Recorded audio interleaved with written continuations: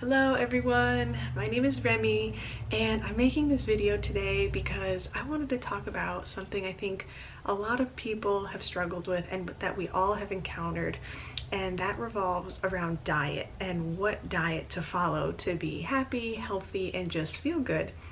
So I wanted to discuss a topic, or a concept rather, that I don't think is really understood or known about, and that is bio-individuality. So let's get into that.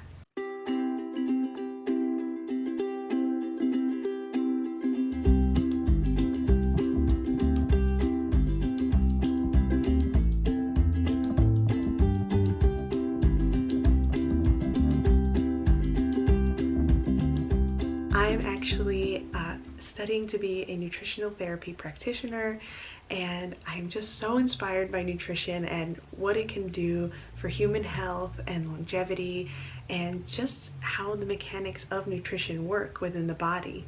It really is so miraculous and amazing, and I really want to share what I've learned and what I've experienced so that it could potentially help you as well. I find this information is needed more than ever with what's going on in our world with COVID-19 and this need to support our immune systems and strengthen our bodies. Our bodies are incredibly wise. They know what to do. They know how to fight disease and infection.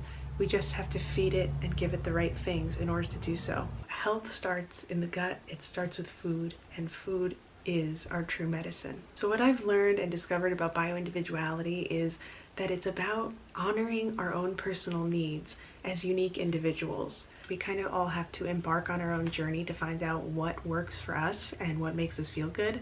So you really have to be mindful and bring awareness to how you feel and what your body is telling you when you eat certain things and when you don't eat certain things. So there are a ton of diets that have circulated around, from low fat, low carb, keto, Mediterranean, Atkins, paleo, the list goes on.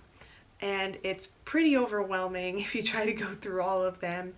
And so why I love bio-individuality is it's very personalized, it's individual to your specific needs, and since it's not this one-size-fits-all diet, there's no rules or restrictions, and that's the beautiful part about it. It's just about experimenting and finding what foods work for you.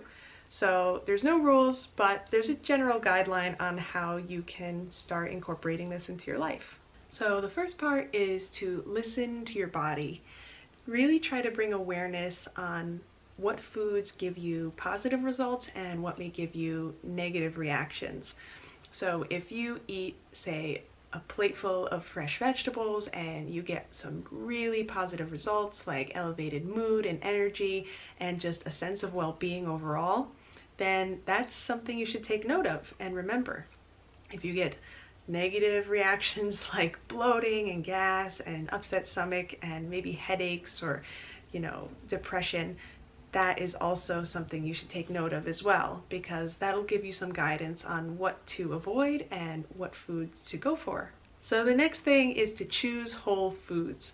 So foods found in nature often fit our biology best and are easier to digest, unlike foods that are prepackaged, frozen, preserved, and just laden with chemicals to keep it shelf stable. They are edible, but they're not really nutritious and sometimes can give us some pretty negative results. Foods in their whole form are way more nutritionally dense. We are from the earth, we're living beings on this planet, so when we eat from the earth, vitality just naturally follows. The next thing, which kind of goes back to the other, is to eat the rainbow. And no, I don't mean Skittles. Stay away from Skittles. I'm referring more to fruits and veggies of various colors: reds, orange, yellows, greens, of course, purple. These foods have various nutrients, not only vitamins and minerals, but phytochemicals, antioxidants, polyphenols, and definitely lots of fiber, which is actually good for your little gut bacteria. Something I don't think a lot of people think about, and I certainly didn't either until I started studying nutrition, is that there are thousands and thousands of chemical processes going on within our body at any given time. Nutrients help fuel those processes. So ultimately we need good food in order to function and be healthy. It just was so mind-blowing to me to discover and understand fully of what food and nutrients do for us. Really looking on the micro scale and understanding what each nutrient does and how it plays a role in our body really starts to awaken you and just inspire you to want to eat better. So that's another thing to keep in mind, is to understand what food can do for you. Okay, so this is a big one, and I'm sure you've heard it all before, but avoid processed food. Whenever possible, try to stay away from it because it's junk food. And the reason it's called junk food is because it's junk. It has no nutrition, or very little maybe, and it's certainly not enough to sustain life. So you're better off eating a diverse diet of whole foods found from nature, whether that's fruits and vegetables, nuts and seeds, meat, dairy, eggs, foods that are minimally processed. So another important thing is to eat foods that are properly prepared. What do I mean by that? Well, if you cook your own food, you know the exact quality of the ingredients and what you prepared, as opposed to, say, going to a restaurant, which often has low quality ingredients or maybe some additives or flavorings, which may not be so good for you. So preparing the food yourself with your family, your friends, in your own kitchen gives you the utmost amount of control. Another aspect is finding appropriate balance of macronutrients that work optimally for you. Those macronutrients are protein, fat, and carbohydrate. Each macronutrient plays its own specific roles in the body, and they also work interconnectedly as well. So I think it's always a good idea to incorporate all three of them. The ratios will just depend on you. There is a wealth of information on the macronutrients, so definitely too much ground to cover here. In my next set of videos, I'll be going over each and every one to give you a better understanding on how they work with our biology, and also helping you finding quality sources of them as well.